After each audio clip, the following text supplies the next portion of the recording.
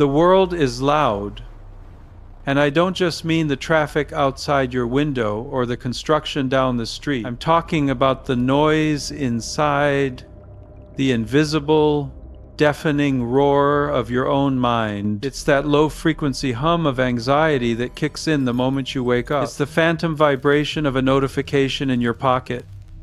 It's the endless loop of what-if scenarios playing out in 4K resolution behind your eyes. We are drowning in a kind of chaos our ancestors couldn't even imagine. And the tragedy is, we've convinced ourselves that the only way to stop the noise is to escape it. We book the flight.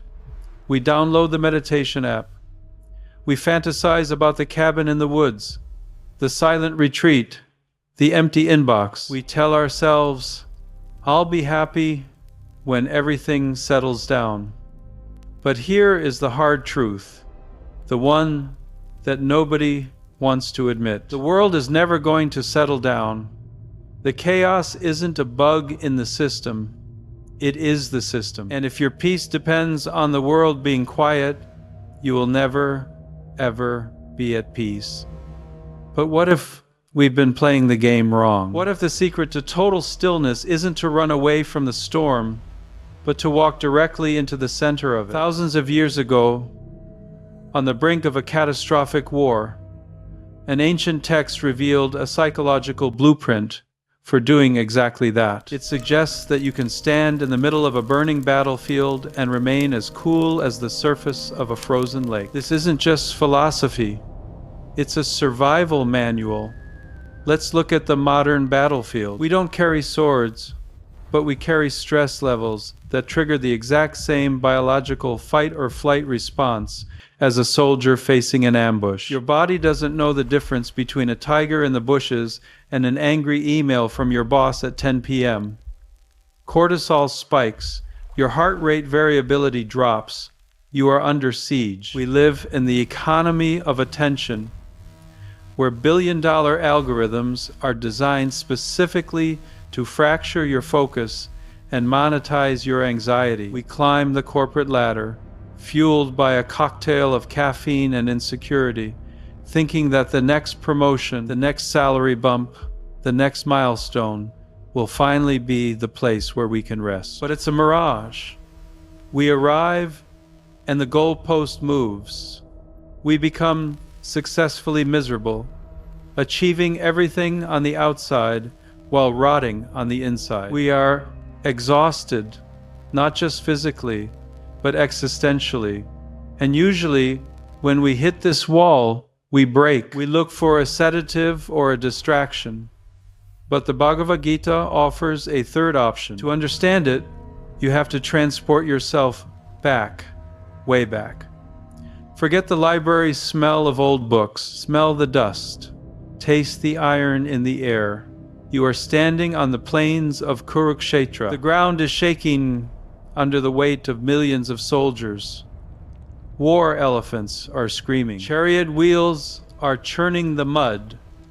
This is the definition of chaos. And right in the middle of this sensory overload sits one man, Arjuna. Arjuna isn't a monk. He's not meditating in a cave.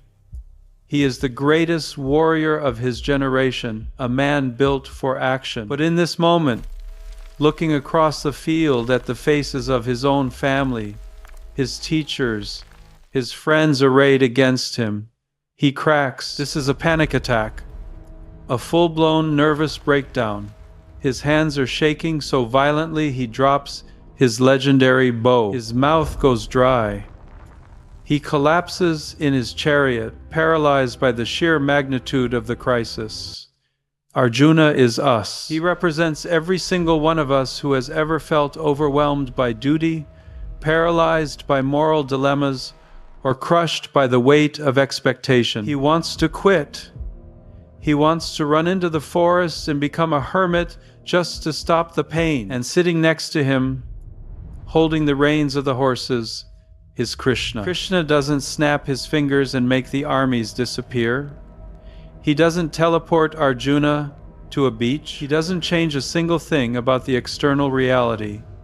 The war is still happening. The danger is real. Instead, Krishna freezes time and begins a conversation.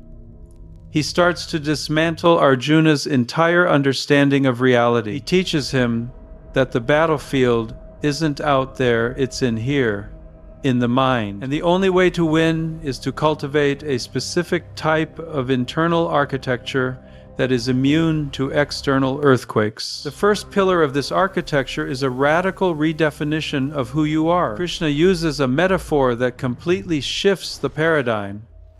Think of the ocean.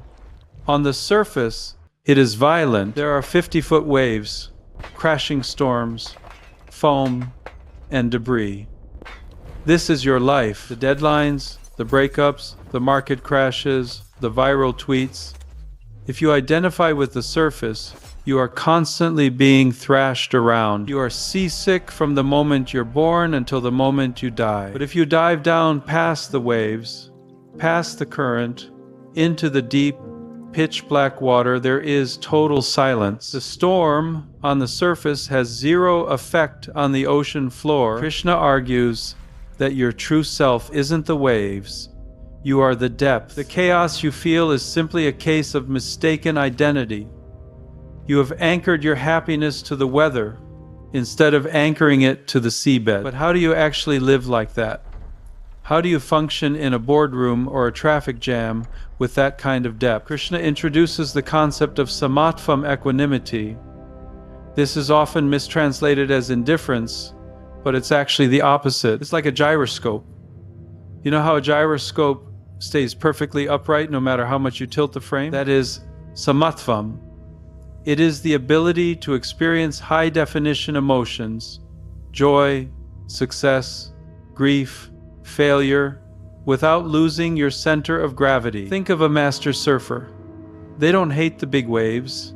They don't fear the wipeout. They respect the power of the ocean, but they have developed the balance to ride the energy without being crushed by it. When you get a massive win at work, samatvam allows you to feel the rush without letting your ego inflate to the point where it becomes fragile. When you suffer a devastating loss, it allows you to feel the grief without letting it disintegrate your self-worth. You stop being a victim of circumstance and start being a master of your response. You become untriggerable. This leads us to the most practical, weaponized piece of advice in the entire text, karma yoga. This is the antidote to modern burnout. We are a culture addicted to the ROI of our actions. We don't just work, we obsess over the result. If I write this, will it go viral? If I launch this, will I get rich?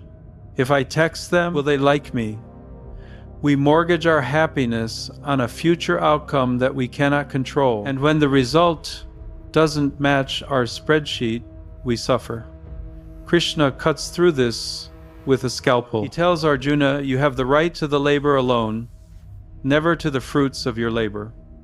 Read that again. It sounds insane to the modern capitalist mind, but it is the secret to infinite energy. When you detach from the outcome, you stop leaking energy into anxiety. You stop looking at the scoreboard and start looking at the ball.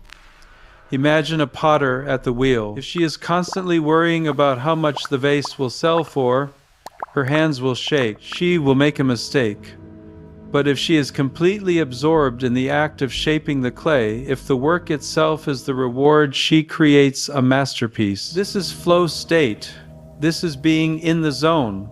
By letting go of the future, you reclaim the present. You do the work because it is your duty, your dharma, not because you want applause. But Krishna goes deeper.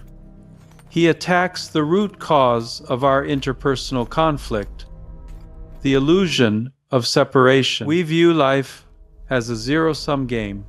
Me versus you, my team versus your team. This creates a chronic background radiation of hostility and comparison. Krishna proposes a unifying vision. See the self in all beings. This isn't just hippie poetry. It's a cognitive reframe. When you realize that the same consciousness looking out of your eyes is looking out of your rival's eyes, the ego dissolves. Comparison dies. You stop needing to prove you are better, which ironically frees you up to perform better. You move from competition to contribution.